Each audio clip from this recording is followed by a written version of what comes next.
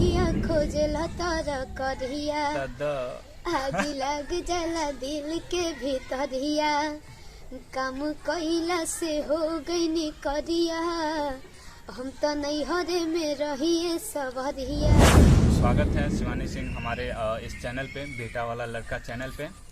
तो सबसे पहले जो भी वीडियो देखा था सबके पैर छू के प्रणाम बा। एजे से पहले तो मतलब कि स्कूल में अपन गाना गावत रहनी, तब मतलब कि पापा के ऐसा लागल, तो मतलब कि बाबा के ऐसा लागल कि नहीं गा सकत जा। फिर उसके बाद एगो गाना गले रहनी स्कूल में, कर जाना कहो माई बाबू के बड़ाई हो। राहुल सर स्क्रीनशॉट भेजनी कि देख बच्चे तो गाना मतलब कि खेसारी पे पोस्ट कर ले बने। अच्छा। कहीं अरे बाप रे, तो वो भरोसा ना होता है देखनी तो चारों ओर सब लोग इंस्टाग्राम फेसबुक अपना आईडी से शेयर करता हूँ कहीं बाप रे, और कुछ म्यूजिक से जुड़ल लोग भी हमरा कहीं भेज दिया हम कहीं अब लागत कि वायरल हो गए।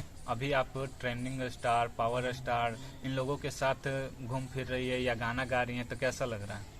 बहुत अच्छा लगा था, बट कब कब यकीन ही ना होला कि मतलब कि हम इतना बड़े बड़े लोग के साथ रही ना चाहे रहा तानी, और मतलब कि एक सपना जैसे अचानक पूरा हो जाला ना, वो मतलब अचानक सपना पूरा हो गया। और सावन का गाना निकला है कि नहीं आपका? जी एकदम पवन भैया के साथ आई बा चूड़ी हरी हरी। अच्छा, वो आपका ही है? गाँव में तो शोर शराबा होता रहेला, तो हम चाहेंगे कि अपना जो फेमस गाना है जिससे आप इतना मतलब ब्लॉकबस्टर आई हैं, दुनिया के नजर के सामने भोजपुरी जगत को आगे लेकर आई हैं, तो वो गाना का दो बोल गा दीजिए। तो कर्जा वाला गाना मतलब कि बहुत ओकरे से पहचान मिलल बा, बट पवन भैया के साथ हमर धनी सब गाना है वो गाना गावत हन। अच्छा।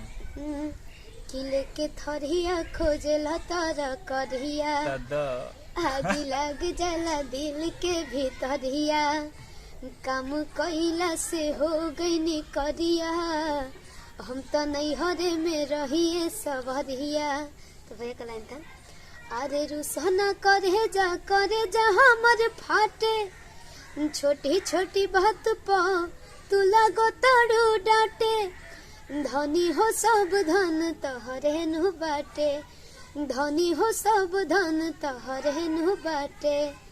तो मतलब कि हमनी के भटोलिया इतना छोटा गांव से इतना मतलब कि प्यार आशीर्वाद मिलल कि अब मतलब कि बहुत दूर दूर तक ले लोग हमके पहचाना था। हम लोग के नहीं जानत लेकिन सब हमके पहचाना था, तब हमरा खातिर बहुत गर्व के बात बढ़ले बात। तभी तब पहचान के कारण ही हमनी के पूछत यहाँ तक पहुँच गए वानी आज।